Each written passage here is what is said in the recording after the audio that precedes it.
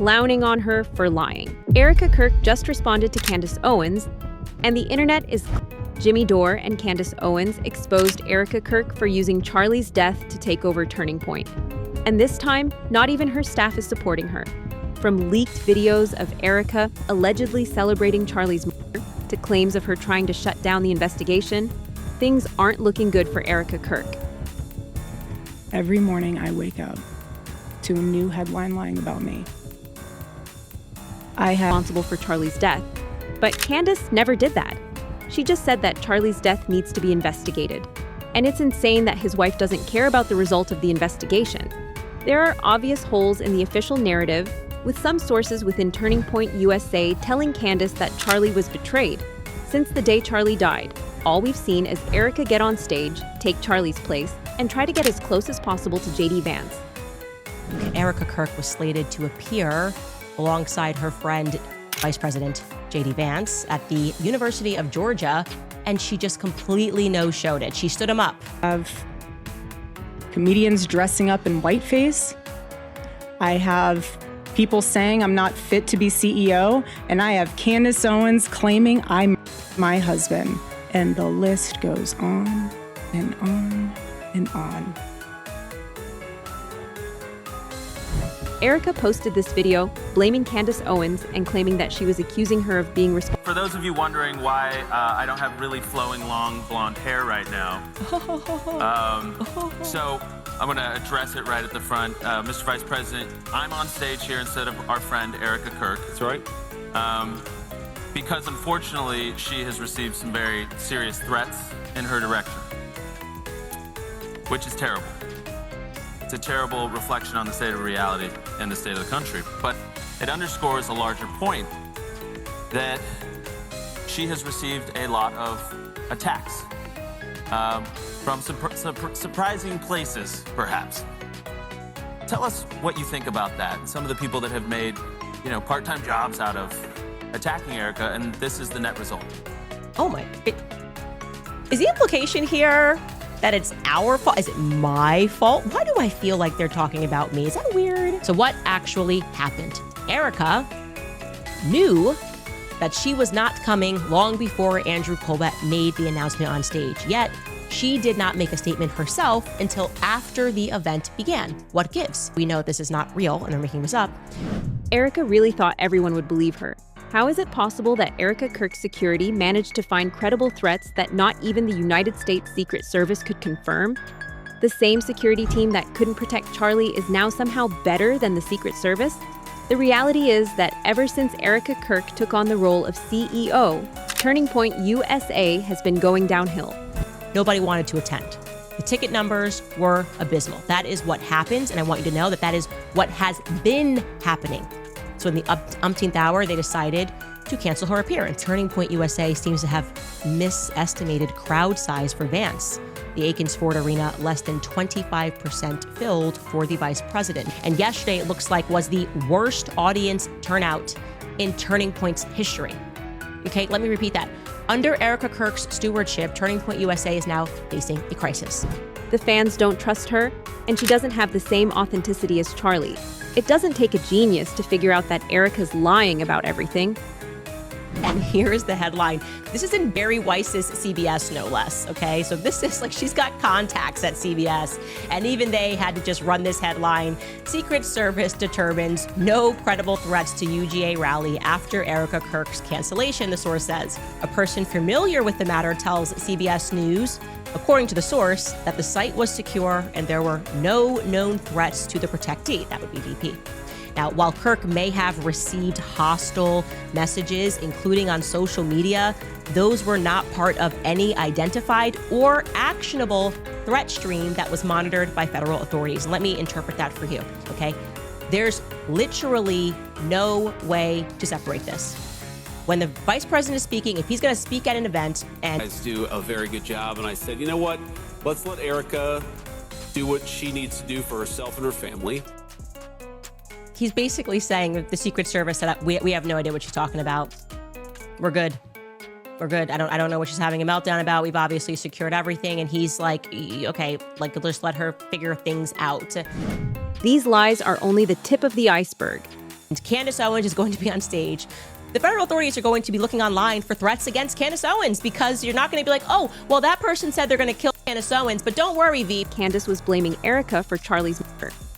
They're saying Erika should be arrested, that She's if, a robot. if this Stab her, evidence see was if she against bleeds. anyone else, they would be on trial, which has been said. If they're saying she's part of a conspiracy, they are saying that she did it, period. And I'm not going to accept any nonsense saying otherwise. Correct. Yeah, and so I posted a screen grab where, Candace was talking with a former employee of mine and saying, my first question ahead of the December 15th meeting that they had in Nashville is going to be, why did you murder your husband?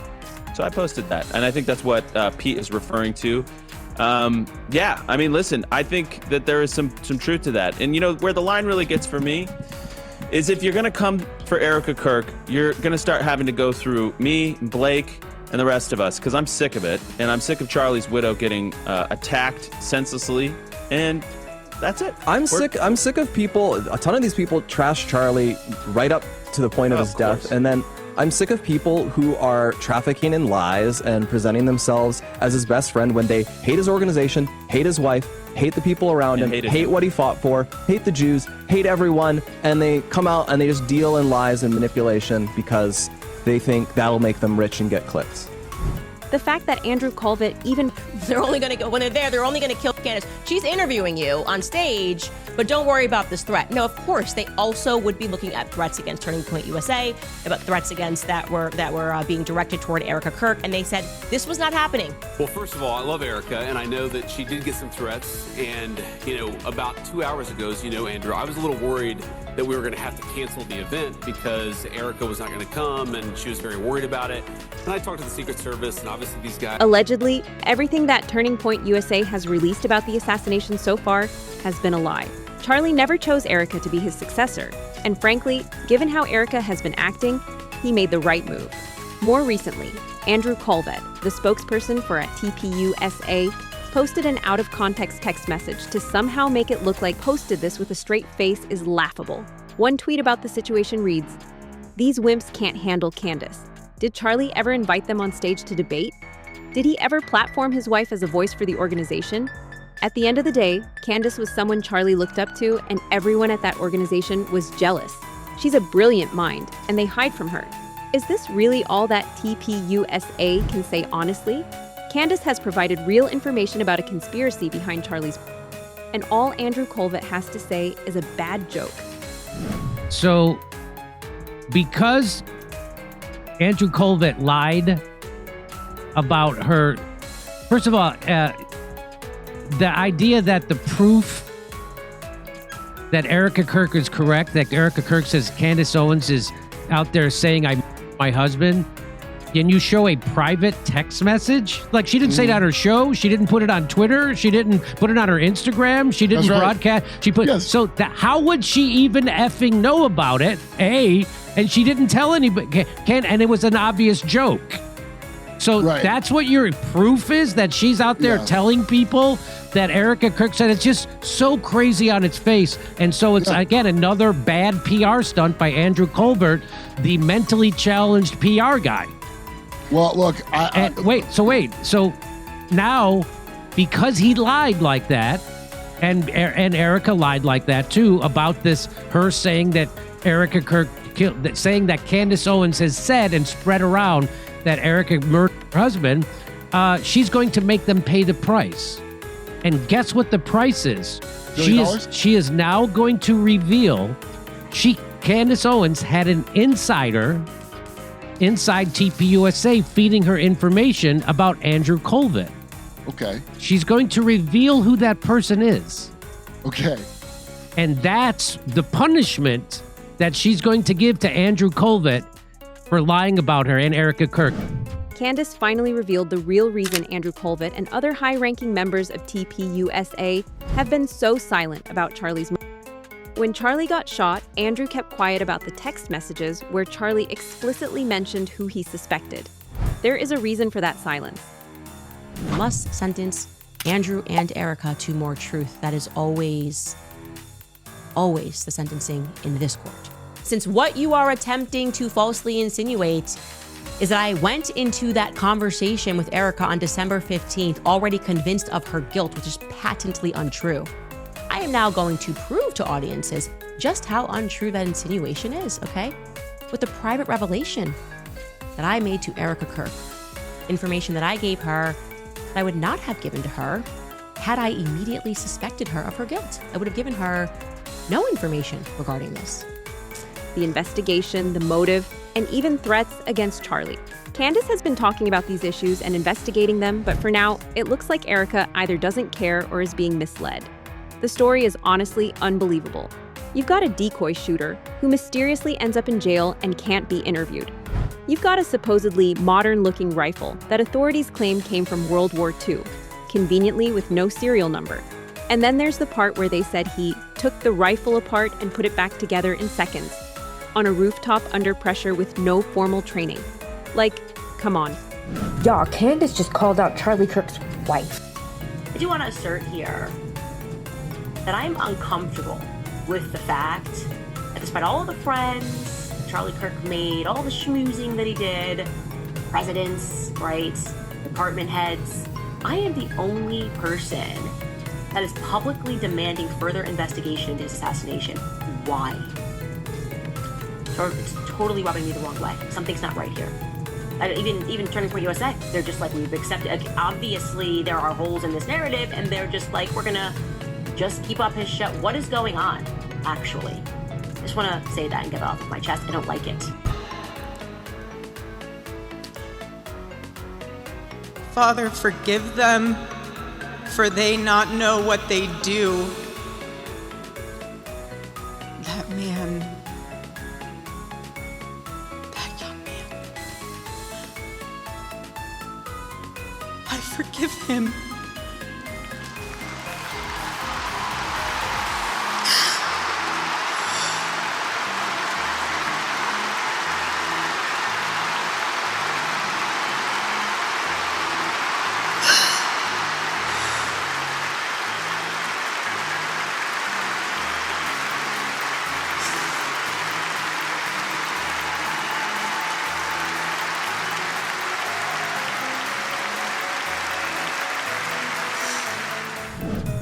Candace revealed that Charlie knew that there was a credible threat against his life, and he told his security team about it. His team, however, did nothing. After his death, Candace began looking at flight records. That's what they ran with. They ran with, this could have been a routine servicing. I guess there's just no place from Egypt all the way to Utah that an Egyptian military plane can get a tire changed. This is totally routine, nothing to see here. Well, I'm telling you that for a fact, that plane was carrying military subcontractors. And for a fact, they were dropped off in Provo, okay? And that they did not make it back to Cairo. I showed you the plane left. They left on September 10th. It then laid over in Wilmington, Delaware, and departed back for Cairo on the 11th. I am telling you that when that plane left, okay, those people were mysteriously missing from that plane, okay? What's going on here? Why are Egyptian military subcontractors, what are Egyptian military subcontractors doing in the middle of Provo, Utah on the day that Charlie Kirk was assassinated? Several ex-military snipers have come forward saying that they actually believe that there was a second shooter. The ballistics don't line up, and believe it or not, a ballistic analysis of Charlie's shooting wasn't even done. They just randomly found a gun in the middle of the woods and decided, yes, this was the murder weapon.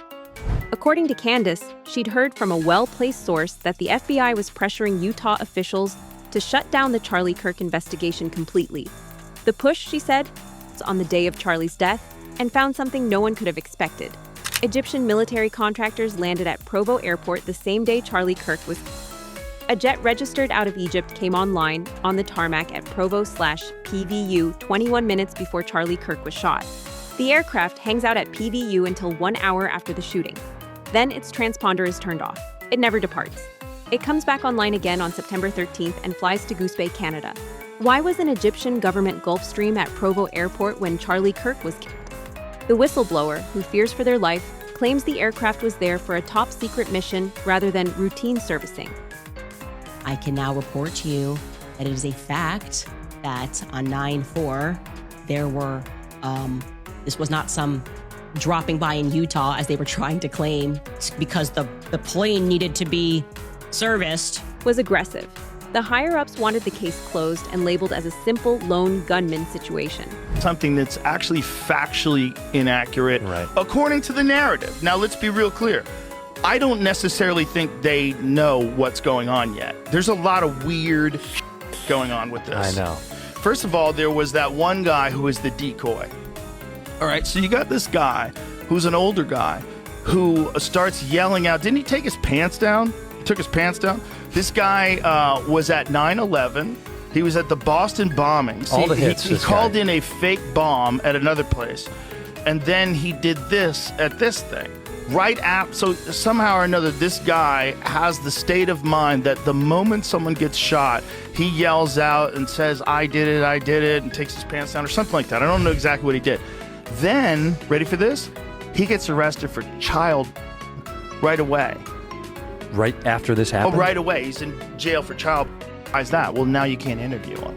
Right, right. Because when the internet Recognize Grandpa's gun on the news, which is impossible, she says, since no photos of the gun were released before Robinson's arrest. That's 100% true. He's presenting it like it's false, but let's go on.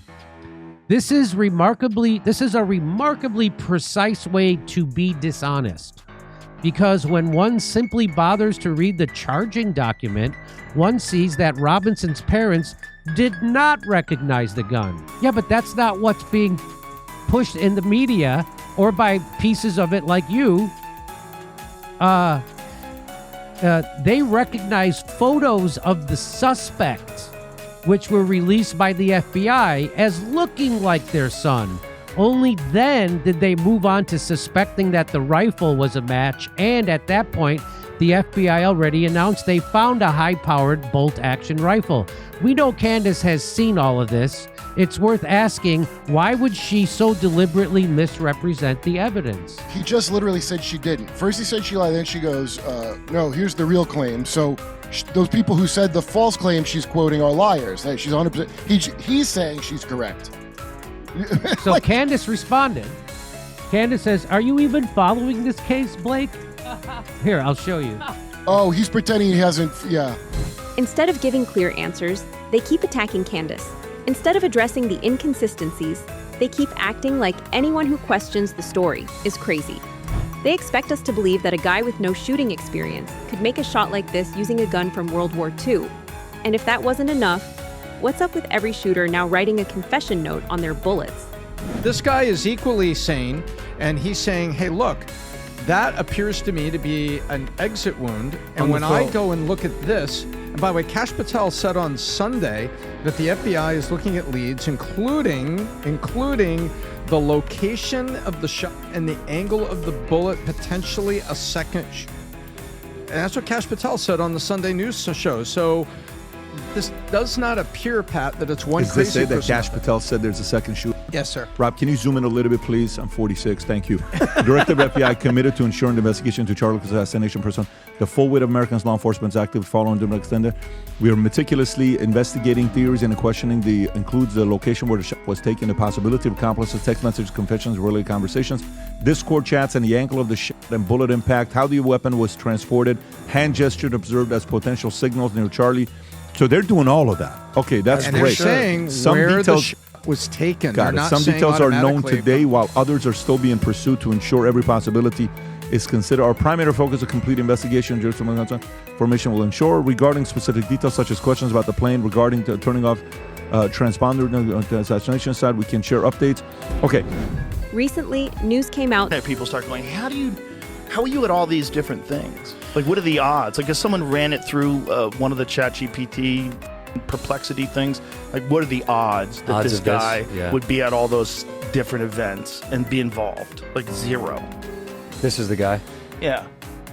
I just like that the pants down part is just insane to me. It's like, why is your out, dude? I did it. Listen, I'm not saying this guy isn't insane. He's clearly insane. Or not. Or he's professionally insane. Right. That's where it gets squirrely. I almost texted you when the Charlie Kirk thing happened because my antennas went up. At the same time, the gun that was used for the shooting had a modified scope, which would have made it impossible to fire. There are even some claims that Charlie Kirk was not hit by a bullet fired from a gun. Instead, Charlie Kirk was unknowingly wearing a shaped charge explosive under his shirt. This is Blake Neff. This is the liar who works for TPUSA, who's definitely corrupt and a big liar.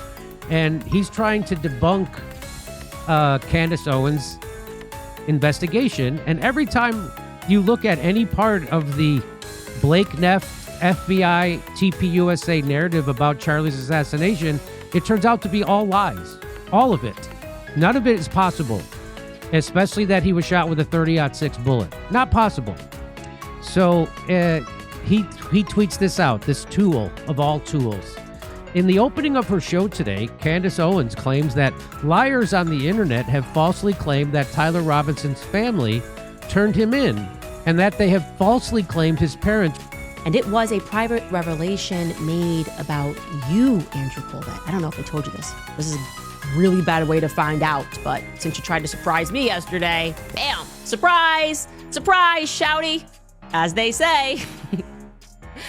You see, Angie, what I told Erika Kirk was that part of the reason why I suspected Turning Point USA and why I thought she should be looking into other people is because someone at Turning Point USA got a message out to me. And that message was that I need to look further. That she was the natural choice to take over his legacy, and that everyone questioning her is somehow disrespecting him. If Charlie really wanted Erika to control everything after his death, why would there be any confusion about his wishes at all? Erika Kirk was having an affair, which is why Charlie Kirk took her out of the will. So allegedly, the story is that Erika Kirk was having an affair. Charlie hired a private investigator to kind of follow her and see what was going on. And then he took her out of the will. So Turning Point USA, all of the merch, none of that goes to her at all. It just goes to their 2 children. And boy, did they make a lot of money on that merch too. And mind you, he did this before he was assassinated. So I don't know, man. Some people are saying he found out kind of who Erika Kirk was, like who she really is, and that's why everything went downhill. Which is insane, because if you look at photos of them, you're like, that is the perfect marriage. That's the perfect life. They have 2 healthy, beautiful children. I mean, all their family photos look like this. So Erika supposedly starts screaming at the lawyers when she finds out that she was left with no money. But mind you, she was mad that Candace Owens allegedly was making hundreds of thousands of dollars on the assassination and everything going on, telling her side of the story, etc. But mind you, Erika Kirk said, and it was recorded, that this assassination was the event of a century. But the weird part, other than that statement itself, that was weird. The other weird part is she said, we could pull off the event of a century. That's weird. What do you mean we could pull it off? What do you mean? Into Andrew Colvett. It was Mikey McCoy. Mikey McCoy got a message out to me. This is where Candace completely disagrees with Erika Kirk. Candace is the only person still investigating Charlie's murder, while Erika has completely ignored all the inconsistencies in what the mainstream media has been saying. There were multiple issues with the gun. Throwing it to some of our sponsors, I tell you all the time about Preborn because I've watched way too many people standing up for truth. That's what I do here. She took over Turning Point USA. Charlie Kirk's wife took it over. She's talking about her. In fact, Erika is trying to silence Candace too. The podcaster Candace Owens, okay? At one time, a friend of Charlie's, at one time, an employee of Turning Point. She has been one of the main peddlers of these conspiracies, and she is making a huge amount of money on it. She is building her business off of these lies. What do you want to say to her and the other people that are putting these lies out into the world right now? Stop. That's it. That's all I have to say. Stop. That Charlie actually removed Erika from his will, while Erika wants everyone to think that Charlie actually wanted her to be CEO. The reality might actually be completely different. Erika wants the public to believe that Charlie trusted her more than anyone. The fact that we were able to pull off an event of the century. Then talking about merch sales like merchandise, this is what she said. We had over 275,000 people. I think we're at like over 200,000 for merch sales. What? I know he left his will to his children, but I think he should have just given some to Candace Owens. Now I want to hear from you. Do you think Candace is right to keep questioning Erika and TPUSA? Or do you think Erika is being unfairly targeted while grieving Charlie's death? Let me know your thoughts in the comments below. And before you go, make sure to like this video and subscribe to the channel because this story is far from over. More details are coming out, more people are speaking up, and if Candace is right, then what we've seen so far may only be the beginning.